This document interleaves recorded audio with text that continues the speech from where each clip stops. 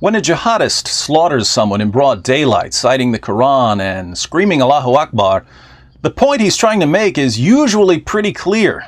And yet, after almost every terrorist attack in the West, the media and politicians and police announce, "We're still searching for a motive." Anyone seen a motive lying around in all these strewn body parts?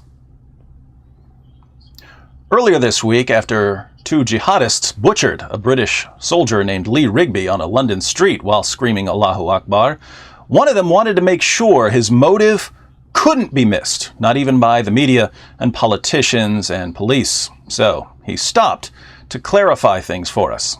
The only reason we have killed this man today is because Muslims are dying daily by British soldiers, and this British soldier is one. So, British soldiers are killing Muslims in Muslim lands. What does this have to do with killing Lee Rigby? We are forced by the Quran in Surah At-Tawbah, through many ayat throughout the Quran, that we must fight them as they fight us. An eye for an eye and a tooth for a tooth. That was Michael Adebolajo, a convert to Islam and a former associate of Anjum Chowdhury. He's given us two reasons for killing Rigby. One, British soldiers are killing Muslims, and two, the Quran commands Muslims to fight those who fight them. Now, his first claim is obviously correct. British soldiers are fighting at least some people who believe in Islam. But not everyone agrees with his second claim, that the Quran commands Muslims to fight those who fight them. Just ask world-renowned Quran scholar and Islamic theologian, Prime Minister David Cameron. There is nothing in Islam that justifies this truly dreadful act. Well, I can think of something in Islam that would justify the attack. It's called the Quran. In the clip we saw, Adebolajo refers specifically to Surah At-Tawbah, that's chapter 9 of the Quran, which is filled with commands to fight unbelievers. Surah 9, verse 29, fight those who do not believe in Allah. Surah 9, verse 73, O Prophet, strive hard against the unbelievers and the hypocrites and be unyielding to them. Surah 9, verse 111, surely Allah has bought of the believers their persons and their property for this, that they shall have the garden. They fight in Allah's way, so they slay and are slain. Believers, i.e. Muslims, fight in Allah's way, so they slay and are slain. What did Adebolajo do? He killed someone and then got shot by police. But I'm sure it had nothing to do with the Quran explicitly commanding him to kill and get killed in the very chapter he cited as his reason for killing and waiting around for police to show up and shoot him. I invite everyone to read chapter 9 of the Quran, the last major chapter that Muhammad delivered to his followers. It's basically one long call to jihad and one long condemnation of Muslims who refuse to fight unbelievers. Surah 9, verses 81 and 94 to 95 even say that Muslims who make excuses for refusing to fight the unbelievers will burn in hell, which is probably why Adebolajo said that the Quran forces him to kill. We are forced by the Quran in Surah At-Tawbah. Forced by the Quran, forced by the Quran, forced by the Quran. Prime Minister Cameron doesn't seem to understand any of this, but maybe Boris Johnson, the mayor of London, has a better grasp of jihad.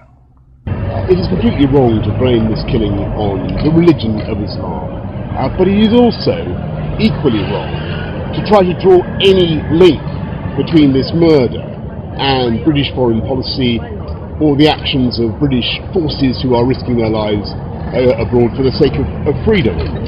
According to Mayor Johnson, Rigby's execution had nothing to do with Islam and nothing to do with the British Army fighting Muslims. Apparently, Mayor Johnson hasn't read Surah 5, verse 33 of the Quran, which says, "The punishment of those who wage war against Allah and His Apostle and strive to make mischief in the land is only this, that they should be murdered." or crucified, or their hands and their feet should be cut off on opposite sides, or they should be imprisoned. This shall be as a disgrace for them in this world, and in the hereafter they shall have a grievous chastisement. What's the penalty for making mischief in a Muslim land?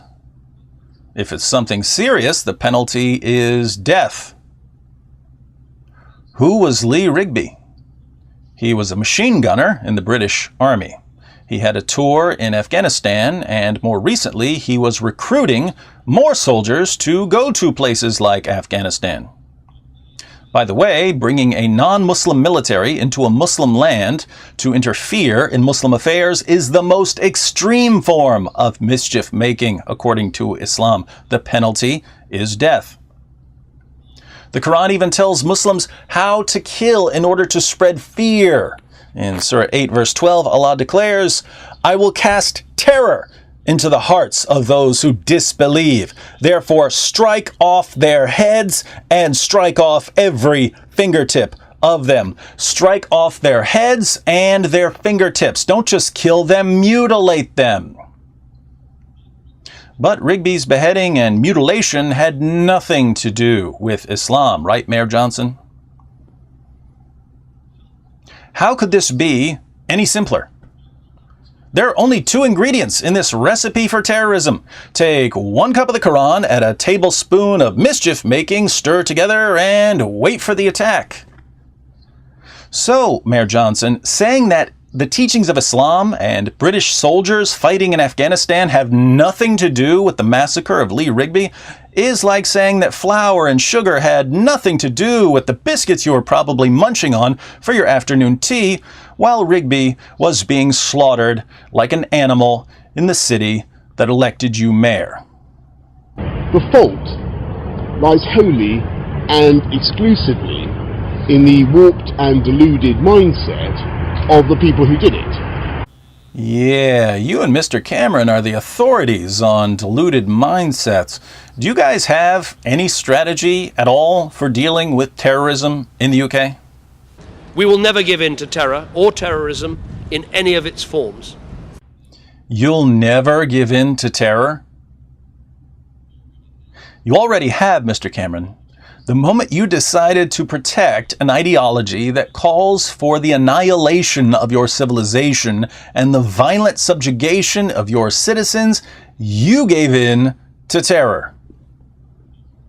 Now, if you want to protect Muslims who had nothing to do with the attack, that's one thing. That is part of your job description, and I'd be happy to help you protect individuals who don't support jihad, Muslim or non-Muslim. But you're protecting an ideology, one that commands its adherents, whether they know it or not, to brutally murder people like Lee Rigby. Instead of using your position to promote open discussion of this ideology, you use it to tell millions of people that anyone who obeys the Quran's clear commands to kill has somehow betrayed the religion that ordered him to kill. This was not just an attack on Britain and on the British way of life. It was also a betrayal of Islam, a betrayal of Islam, a betrayal of Islam, a betrayal of Islam. There's definitely a betrayal here, Prime Minister Cameron. But it's not a betrayal of Islam.